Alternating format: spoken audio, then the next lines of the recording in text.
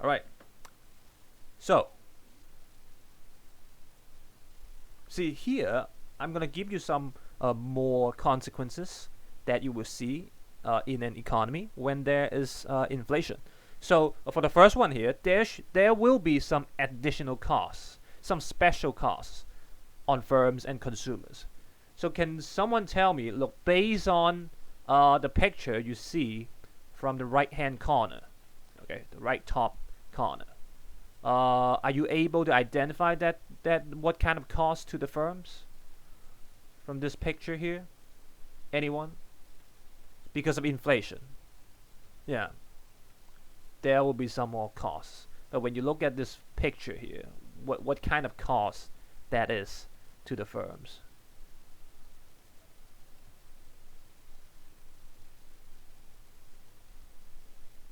Anyone? What do you think?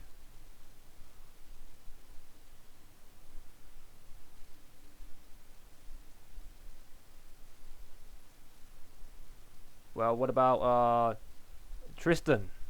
What do you think about this cost here? So, because of inflation, there are different consequences to different people, and, to the firms, maybe there are some additional costs. So, what kind of cost do you think this is when you look at the picture?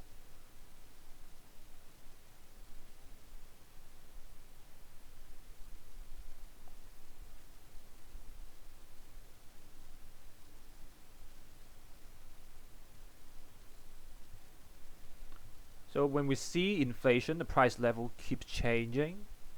What does it mean to the firms? What do they have to adjust?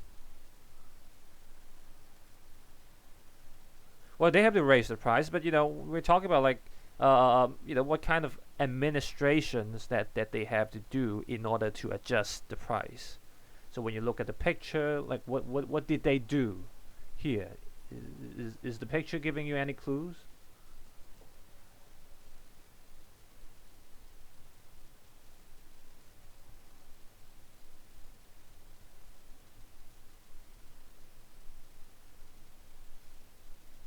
Oh, okay. All right, Alden. Yep. Okay. Tristan, what do you got here?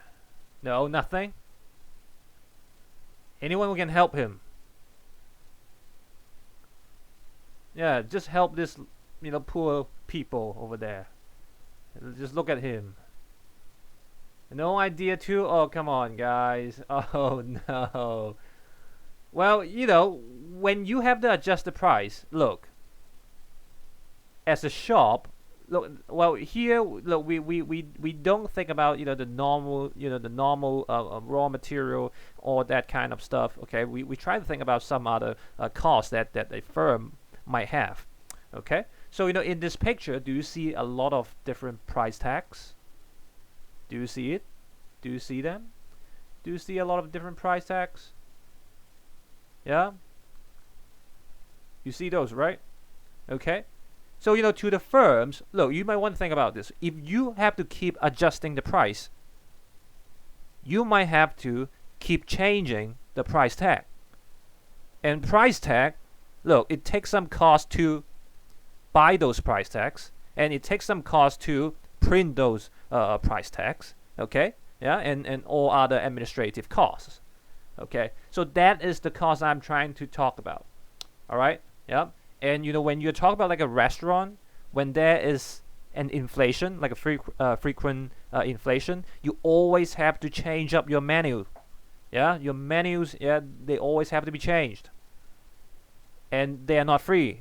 You have to type those things again, and you have to print them out, right? It takes manpower. It takes some costs for printing and for changing it. Look, they are the costs.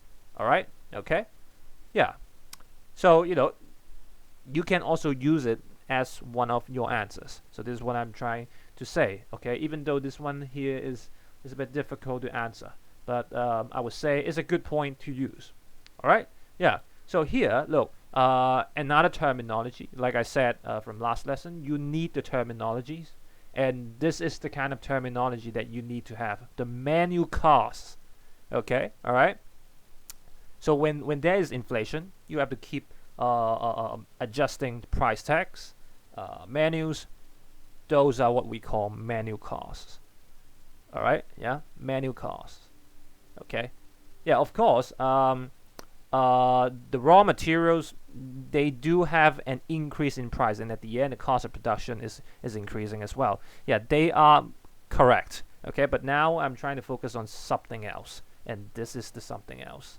All right, yeah, here. Okay, but you can also think about the consumers as well.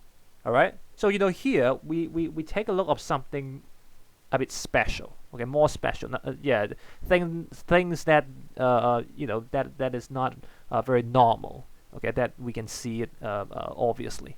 Okay, so for the consumers, you can also expect, because when you are having inflation in the society, it's not everything that will be having an increase in price. Not everything. It's just the general price level. Okay, so if we realize this idea here, then as a consumer, you might want to, just go around and see if there is any shops selling the good that you want to buy at a lower price. Okay, so if you see inflation is happening in your economy, well, more or less, you might want to, do some more searching, and at the end find a better deals. Okay, yeah, right. So for consumers, this is what you would do as well. So just another possibility for the consumers. All right, so these are the 2 points that I think you can also use it. Okay, from time to time when you look at the mark scheme, they also have the 2 points here. So besides on the normal points that we learned from the activity here, you can also use the points here if you feel like you want to write some more details. All right, okay, all right. So yeah, so there you go. But what about the second point? So because of inflation, the competitiveness of exports decreases. Why is that?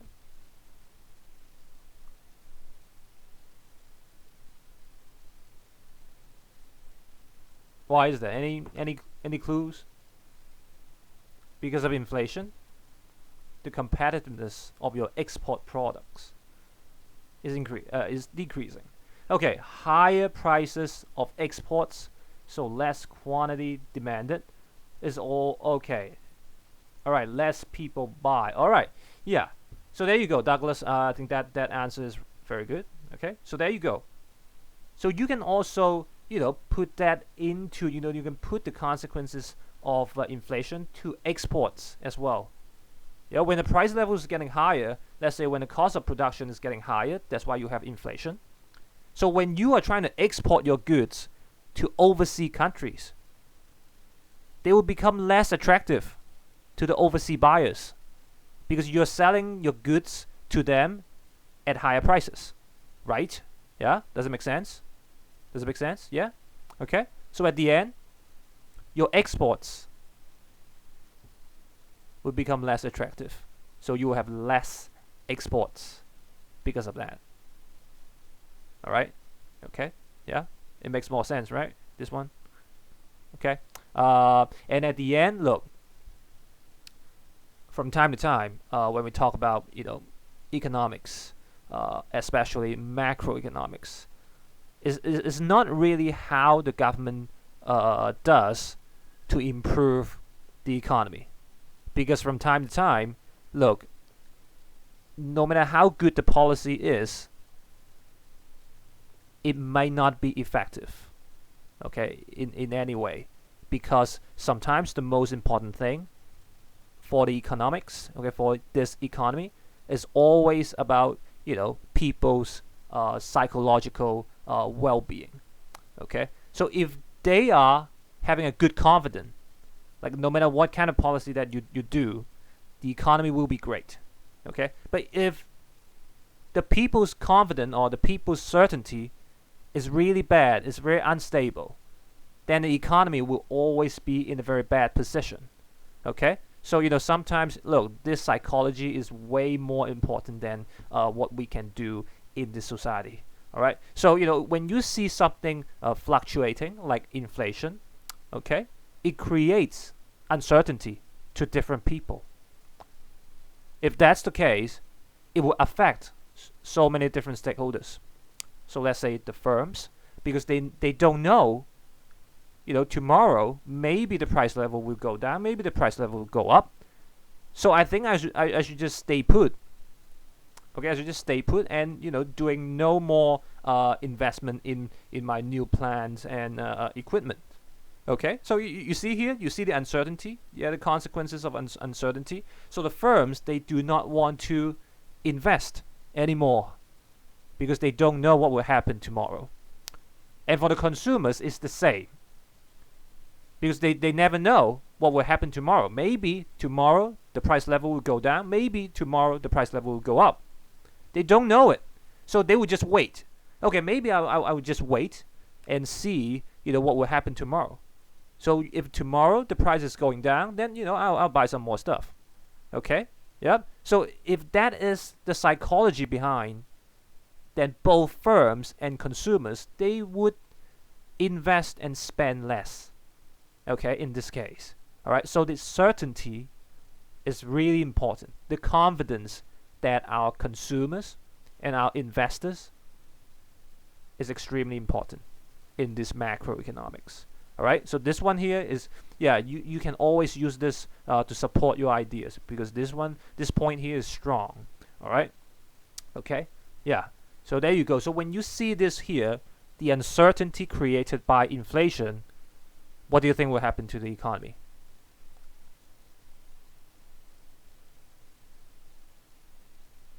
Unstable, and therefore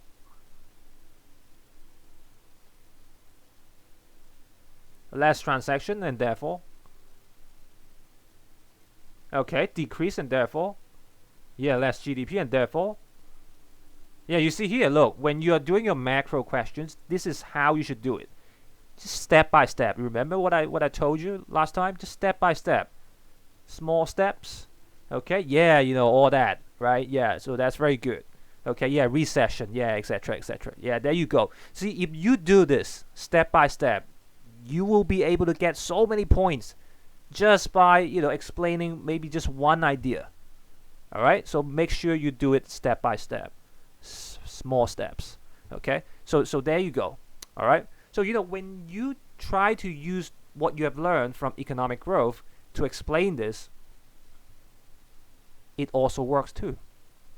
Think about your expenditure method.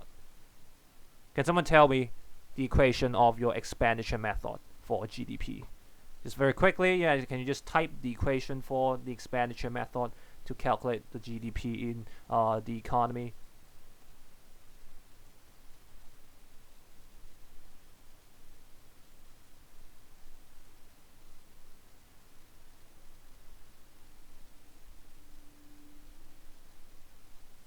What?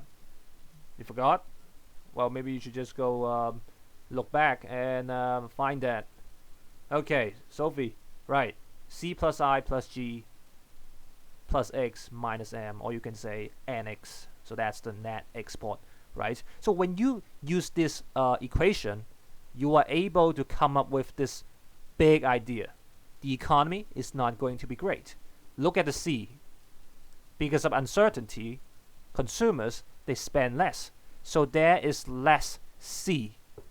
And at the same time, the firms, because of uncertainty, they invest less. So the I, the component I, is getting less as well. And also, because of inflation, the competitiveness of your exports is getting lower. So your X is also getting lower as well. If we put everything together, you will find that the GDP, the number created by this equation is going to get lower, for sure. Well, not 100%, but most of the time, right? For sure. Okay, all right. So you can also explain it this way to find some connection between that chapter and this chapter. All right, you got it? Yeah. That way, you can create something very beautiful for your essay writing, because you can see, like coherent from chapter to chapter. That's how you should answer the questions. All right, okay. Oh yeah. So here, look, we will ignore the currency fluctuation first, because when we also consider currency fluctuation, it's going to be more complicated. Okay, so now we just focus on the price level. All right, yeah, for now, okay, for now. When we go to international economics, we will talk about the currency fluctuation. All right, okay, all right. Try and make things more simple. Yeah, okay, yeah, cool. Right. Yeah. So you can get that idea based on the equation. All right. Yeah, because like the C, I, and X, they are going down, and because of that, look, the government, they are receiving less revenue, and at the end they can spend less back to the society. So G may eventually decrease as well. So in other words, like most of the components in this equation is decreasing. Yeah, right? So at the end, you will be having a negative economic growth, or you can say recession. Okay, all right, yeah, good explanation here. Yeah. Okay, all right, cool. Okay, all right. So that's about it for inflation, and then we'll go to the other idea about price level. So now we know what inflation is. What about deflation? Can you define deflation for me? I think I'm gonna ask people. Yeah, Aiden, can you help me define deflation? Hi, Aiden. Yeah. So based on the knowledge from inflation, can you help me define deflation?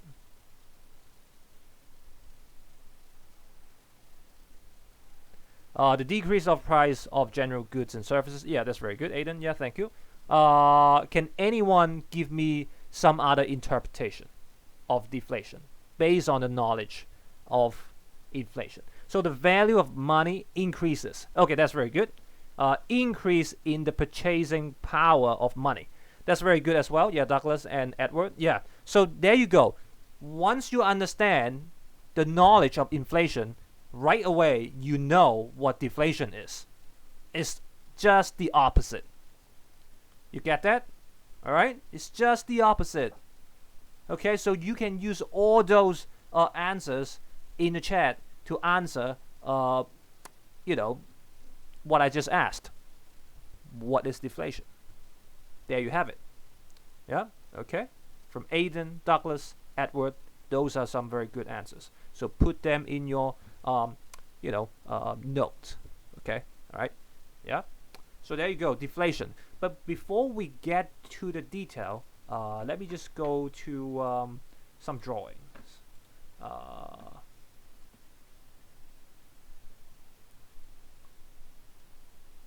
Okay, all right.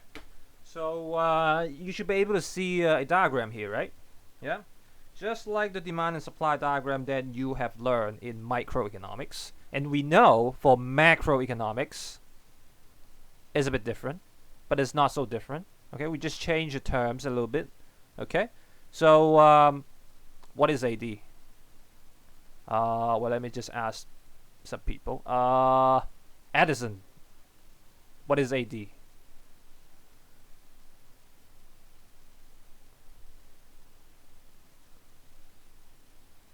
Okay, aggregate demand. Can you also tell me what does it mean? Yeah, aggregate demand. What does it mean? Yeah. Yeah. Right. Yeah. Well, come on. So if you are in the macro perspective, what does it mean? Yeah, you can Google it in the meantime. If you don't know it, it's just a different level of demand. you can think about it this way. It's just a different level of demand, but when you talk about aggregate demand, what level of demand that is?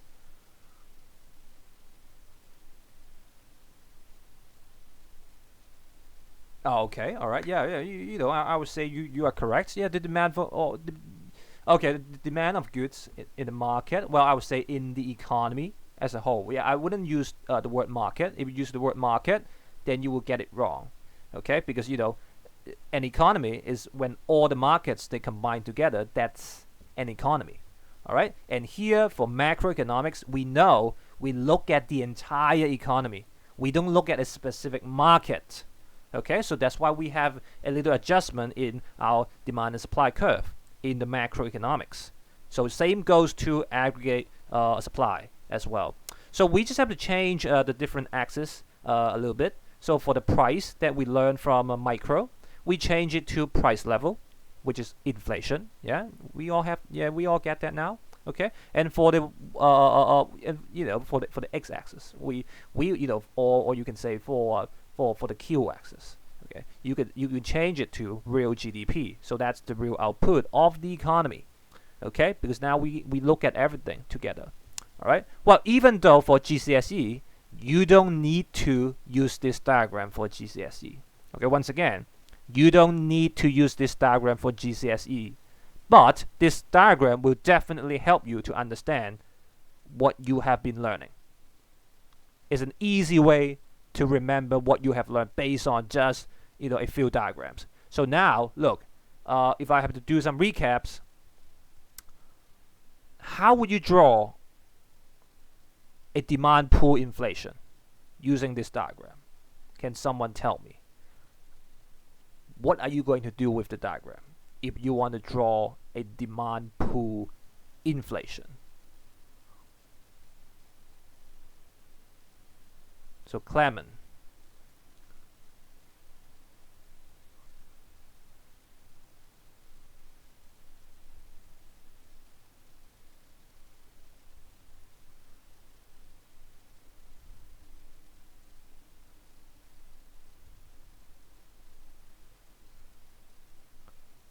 Wait. Yeah, you may want to, imagine you're drawing the diagram and what will happen to the price level when the demand is decreasing. Okay, yeah, okay, right. Yeah, wait.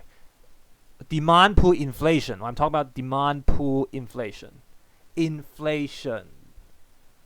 Yeah, the price level is going up. Yeah, right. Yeah. So there you go, right? So it should be shift to the right. Okay, so that means when the demand of the country is getting more, then you will, I think I'm gonna use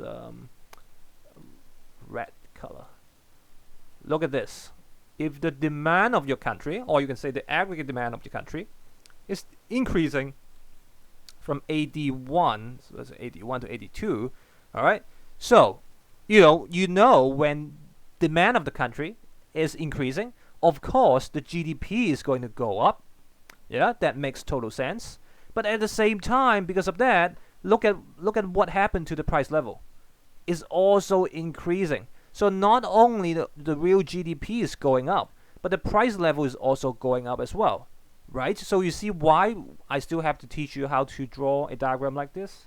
Because it's so easy to understand the theories that we have learned so far.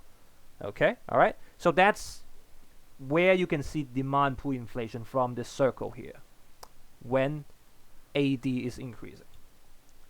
Okay? Alright? Yeah? So, what about cost push inflation? How would you express the idea of cost push inflation in this diagram? Look, it is actually very similar to what you have learned in the microeconomics. So think about it. Yeah, when cost of productions getting higher, what will happen to the diagram?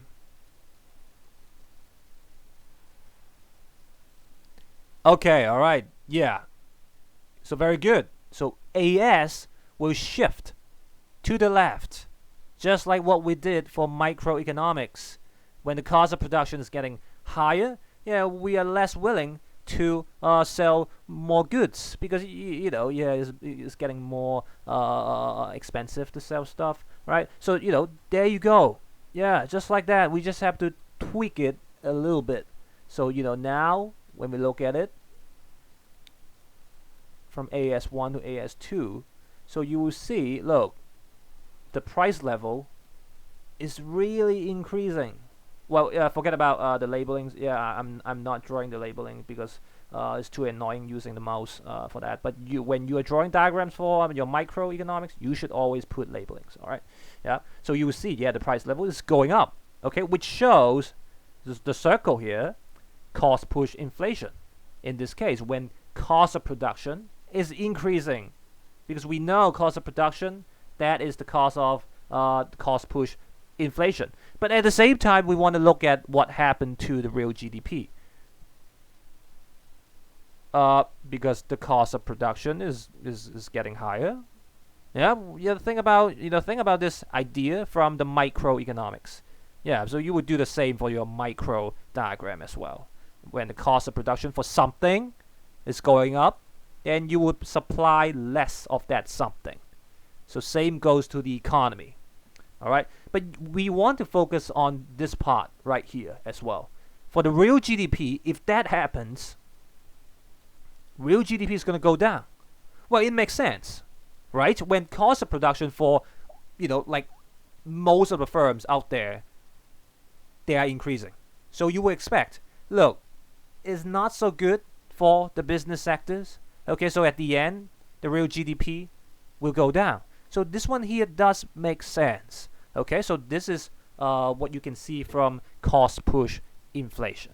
Okay, all right, yeah. So you know, there are different ways, yeah, like from the demand side or the supply side to make inflation happen. And same goes to the deflation as well.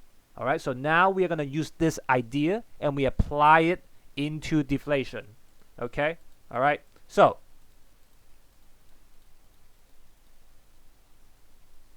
we just know the basic idea of deflation. Yeah, so now we're talking about deflation. All right, guys.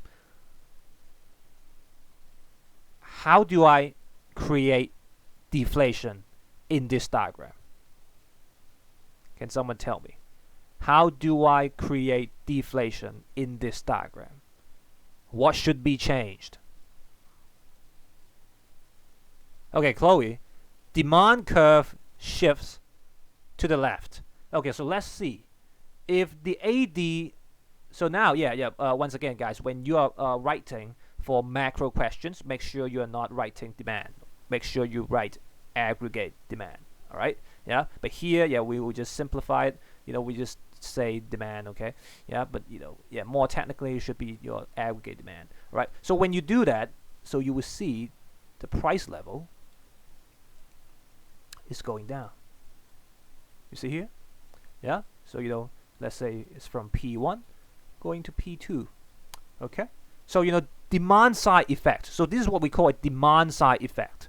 When something like, you know, like demand is being affected, you will see different results to different macro factors. So this is what we call a demand side effect.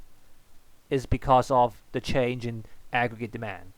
Okay, but at the same time, you want to look at what happened to the real GDP as well. So you know, what happened to the real GDP is when that happened, when aggregate demand is decreasing, your real GDP will also go down. Well, that makes total sense, right? Because you know, less people, they are buying stuff, there's less people spending stuff, less people investing on different things. So definitely the real GDP will go down. Okay, and this one here, this deflation here, well, I'm sure you know, this kind of deflation here is bad. Okay, because you know, based on what happened to the real GDP, and we know if this is the kind of deflation that we see in our society, it's bad for the economy. Okay, because the real GDP is going down, and you can imagine when real GDP is going down, what happened to the consumers, to the investors, and to other people. Okay, all right. So if it is a demand side deflation, it is bad. All right, yeah. because people, their lack of spending. Okay, yeah. But we can also look at another way to show deflation. So what is the other way to have deflation? So this one here, demand side effect. So that's one. What is, there's another. So supply side. So how do we make it happen? How do we make a supply side deflation? Okay, supply curve shifts to the right. So let's see it. If we shift our aggregate supply curve from AS1 to AS2, so you see here the price level is going down, but at the same time the real GDP is going up. Okay, for real GDP usually we'll use Y to represent the label. Okay, so from Y1 to Y2, right? So for price level, let's say from P1 to P2. So price level is going down, but the funny thing is, when price level is going down, the real GDP is going up as well. Can someone tell me what could be the reasons for this phenomenon here? So the price level is going up, but at the same time, the real GDP is going up. What could be the reasons? So the cost of product decreases. That's so true. But what may cause the cost of production to decrease? Okay, the suppliers want to produce more as the factors of production decrease. Okay, so that's very good. Maybe a sudden discovery of resources. Okay, that's good. Any more points? Any more points? Why somehow the cost of production might decrease? Okay, capital more efficient. If you train up your laborers. If you train up your labor, right? Labor more efficient. What about technology? Okay, so I think from here you know what I'm trying to say. So if this is the more efficient technology, advanced technology, right? When you see more people supplying goods and services in your economy, this economy becomes more competitive. Okay? And when it comes to competitiveness, when it comes to competition, you know all the points that you need to use in order to explain that.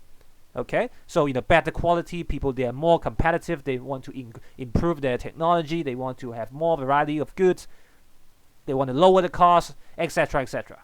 Okay, all right.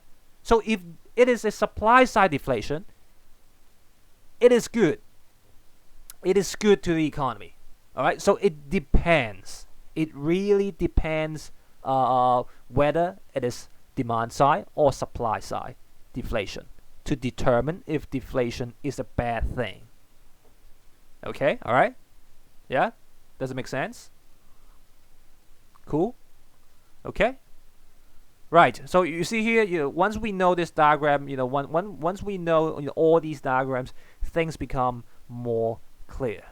Even though it's not needed for this curriculum, but, it's good to know. It's good to know this diagram, right? Okay? All right, anyone has questions? Feel free to ask. Okay. Well, so in the PowerPoint here, I gave you some notes for your later reference. Okay. All right. So you can check out all the points here later on. But these are the points that you guys gave me just now. These are the points that we just discussed just now. Okay, so if the deflation is a supply side deflation, it's pretty good. It's pretty good. Okay, you can enjoy cheaper goods. More variety of goods, better goods. Things are good. Things are great. Okay, right? But not in demand side deflation. Okay, when you see demand side inflation, not so much, because the economy is going down. When you look back to the diagram that I just drew, you saw recession over there because the real GDP is going down. when the price level is going down. All right, okay, so that's how you can explain whether deflation is good or bad. All right, okay, so now I will show you some real case of deflation. Okay, it is a negative case. All right, so it happened in Japan, but before that, I just want to show you one more terminology. Okay, so we learn about inflation and deflation now. Okay, but you need to know one more term, which is what we call disinflation. Okay, and we need to be careful. Deflation is not disinflation. Okay. Oops, sorry. Yeah. Well, but they are just the points that we just discussed. So yeah. As long as you are able to use the point of competition, then the rest, you know how to work out the rest. Yeah. So when you have more supply in general in the economy, so you're gonna expect all these. Okay, things become more efficient. All right, people, they become more competitive. Yeah. Okay. All right. Yeah. So we there's one more terminology for this chapter here, disinflation. Okay. Yeah. So disinflation is also inflation.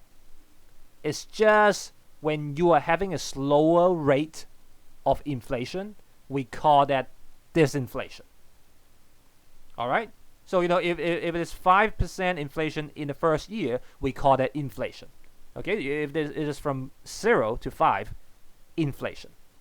But in the next year, you are still having inflation, but at a slower rate. Let's say 4%. So we would call that a disinflation. You are still experiencing inflation, but at a slower rate. Okay, and let me just give you one more. So if it is minus 1% inflation in year 3, well, which is technically deflation, right? Yeah, does it make sense? Okay. Yeah, so there you go.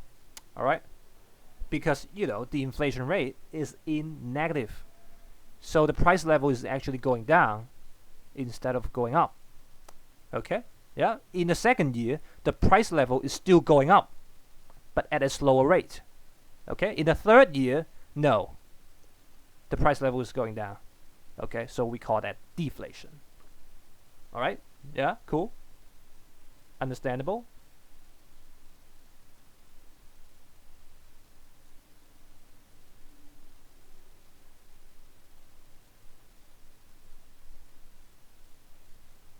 Okay.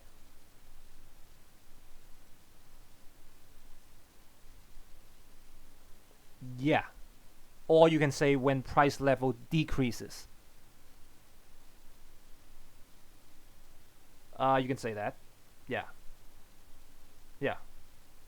So when price level is increasing, it's definitely inflation. Yeah, but some year, like amount of years, sometimes the inflation rate is slower. So when it is getting slower, we call that disinflation. Okay, all right, yeah. But when you convert that concept into the term price level, it's just very simple concept. So when the price level is going up, inflation. When the price level is going down, deflation. Yeah. Okay. So now I'm gonna show you a case. All right. Yeah, a case in Japan, which is one very classic case. Yeah, because not so many countries they experienced deflation, and Japan was one of them, and it was so tough for Japan. Yeah, they suffered over decades because of deflation. But who caused that deflation? Well, you may want to look it up on the internet if you feel interested. Yeah, it was because of somebody, and that's why they experienced deflation, which was bad. Okay, so when you look at this picture here, look, compared to other developed countries, Japan, look at the CPI. They're way lower than what the developed countries are. Okay, so you compare with them, you can tell Japan is not really in a good status. Okay, yeah, and so now I'm gonna send you the link. So when you watch this video, I want you to pay attention and tell me what are the consequences to different stakeholders, like consumers, workers, firms, yeah, and yeah, I'll ask you some questions after that. All right. So wait a second. Cannot find. Oh, here. All right. So you should be able to find the link now. Yeah. So go ahead and watch the clip.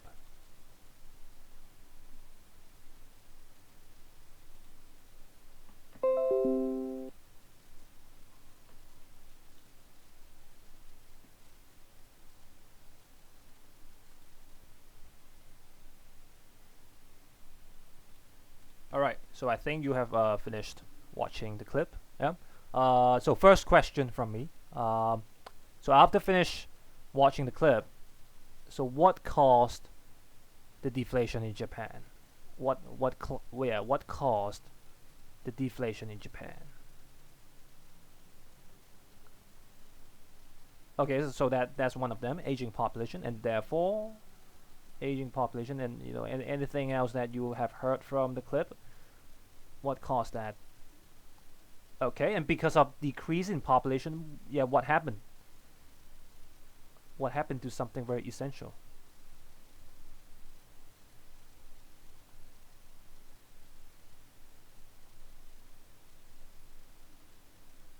Okay, demand decreases. Yo, okay, yeah, Michelle, that's very good. Yeah, thank you, Sophie and Michelle. All right, so there you go. So this is a demand side deflation, based on what we have watched the video, online. Okay, demand side deflation is bad. We know that. And what happened to the consumers in Japan? From the clip, what happened to the consumers? What can you tell us? What happened to them? What happened to the typical consumers?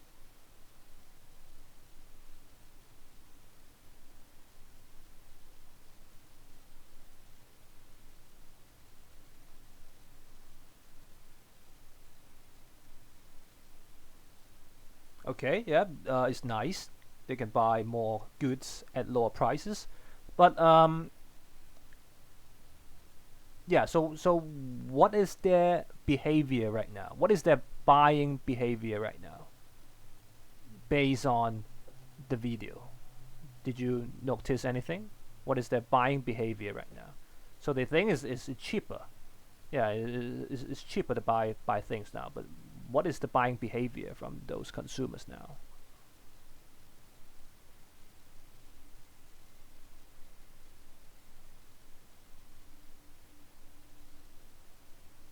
Did you guys hear that woman saying, "Look, before I used to buy a bag of vegetables, but now I would rather buy just one vegetable." Yeah. What's the reason behind that? Why not buying a bag? Yeah. Why I should buy just one vegetable? Yeah. In this case.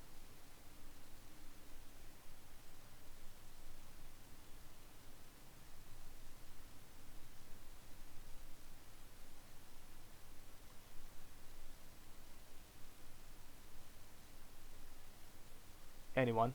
Hello.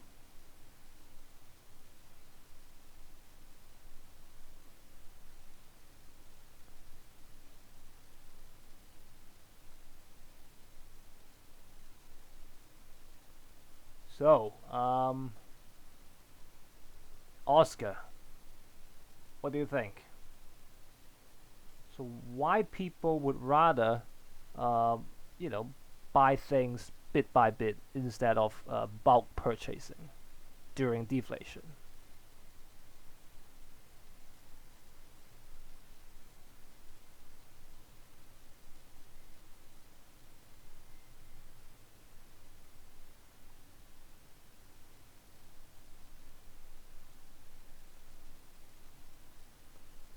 Okay, because it's more cheap. And I'm going to complete your sentence. It's going to be more cheap in the future. And that's why the consumers, they would just buy a bit today, and they would save, the money buying some more in the future, right? Because of deflation. The general price level is going down. So I'm going to expect tomorrow the goods, they will be cheaper, right? Okay? So that happens to the consumers in Japan. But what happened to the workers? I mean, what happened to the firms? What happened to the firms from the clip?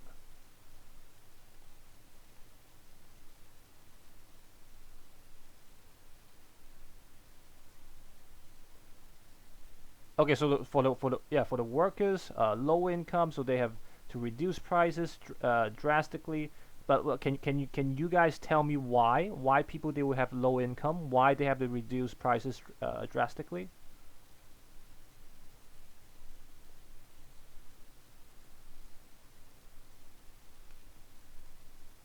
Because no one is buying the firm's goods. Okay, right? Yeah, because of that, consumer behavior. No one is buying more goods now because they're waiting for cheaper prices. So for the firms, they have to make big discounts, no matter what. Yeah, they just want to attract people to buy stuff.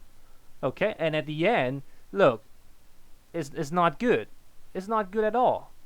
Yeah, you're not having any sales, but you still have to make big discounts. So which is bad. And at the end, Chloe talked about low income. So the firms, because of that, they have to find some ways to cut costs. And at the end, they fire some workers. They cut out some cost of productions in order to do that. All right. So people, they may lost their income. Yeah, they may have lost their income because of that. All right. Okay. So you see the rationale here in Japan based on the video.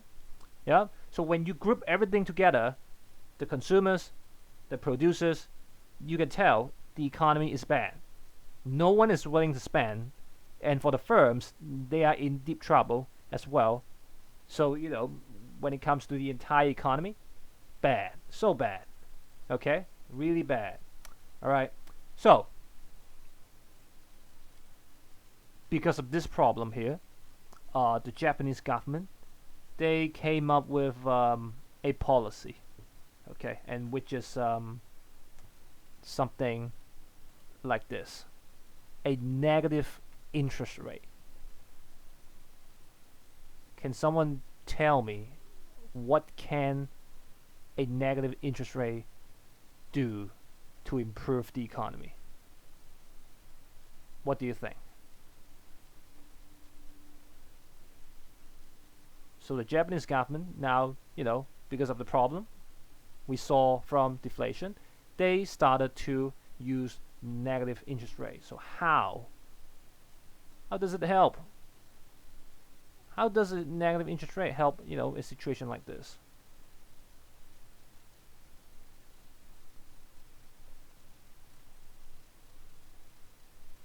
Any ideas?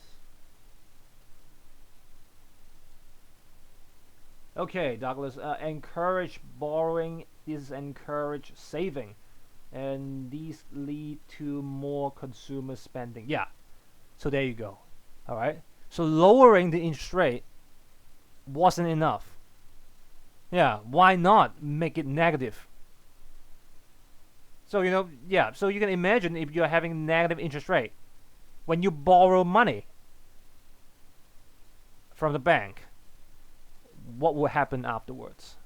When you borrow money from the bank with negative interest rate, what will happen afterwards? If now the interest rate is negative, you get paid. Yeah, Edward, that's correct.